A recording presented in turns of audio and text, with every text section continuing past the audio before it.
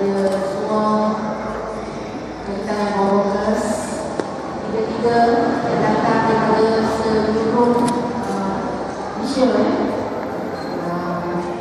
dan pada yang saya di sini stokis-stokis saya, mobile dan juga semua ahli-ahli workers yang ada di Melaka dan perkenalan yang paling pertama sekali kepada duta kita yang bertunggu-tunggu lagi tadi iaitu Puan Dawati, dan kepada semua yang hadir pada hari ini saya ingin mengucapkan terima kasih ke atas kesediaan tuan-tuan dan puan untuk bersama meraihkan majlis sebentar bersama duta Bali Terlibat. Untuk hari ini saya sampai saya tak menyangkalah saya akan dapat berdiri di sini bersama dengan teman-teman semua atas nama Syarikat Workers membuka untuk saya satu pusat jualan negeri Ini ada satu kehormatan dan satu kepercayaan yang diberi oleh company ke atas saya. Sampai saya kata ini macam tidak saya boleh berada di sini sekarang. Tapi atas sokongan dari company yang memberi segala-galanya kemudahan ke atas saya kira terbinanya satu pusat jualan negeri. Terima kasih sangat-sangat.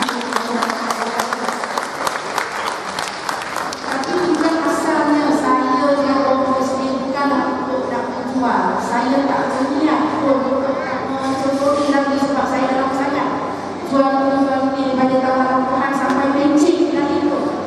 Tapi atas ini yang saya katakan takdir sebab saya sakit. Bila saya sakit, saya nak cari apa yang terbaik untuk saya. Sakit betul. Saya tak tahu lah perempuan yang nak kena sakit betul. Tapi bagi saya sakit betul ni ada yang lain. Mengangkat saya.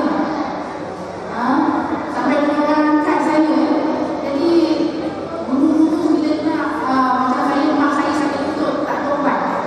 Kalau dengar kalau sakit betul, kawan-kawan kata ada yang konkret, ada yang kena cucuk cecair setiap 6 bulan sekali.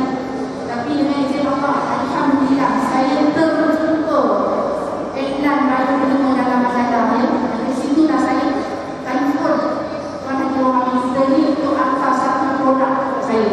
Malam-malam datang dari Syakdam. Saya pun yakin tak yakin cuba lakukan. InsyaAllah sebab kelima tu saya dah bisa ada kesempatan dia Tapi dengan izin Allah saya makan tak sampai 9, tak sampai sebotol. Saya boleh berjalan balik. Sampai hari ini saya rasa kalau dulu saya rasa saya ni dah jalan macam bukan rasa tu. Sebab tak berat. Doktor kata saya bis dah tak ada. Kena balut betul. Kena makan ubat tahan sakit. Kena buat fisioterapy. Jadi sampai bila saya nak kena buat macam tu Jadi alhamdulillah bersyukur banyak-banyak yang dengan izin Allah saya makan amal-amal sunnah. Saya hari ini saya tak boleh buat macam tu lagi lain. Saya dah boleh berani lah sampai buat dengan saya pun rasanya.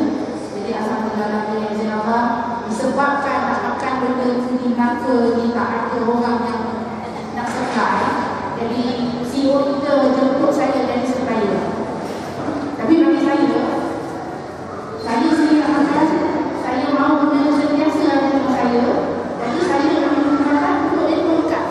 Jadi daripada situ dah bermula sistem trading yang mana saya makan satu Malaysia jangkau saya.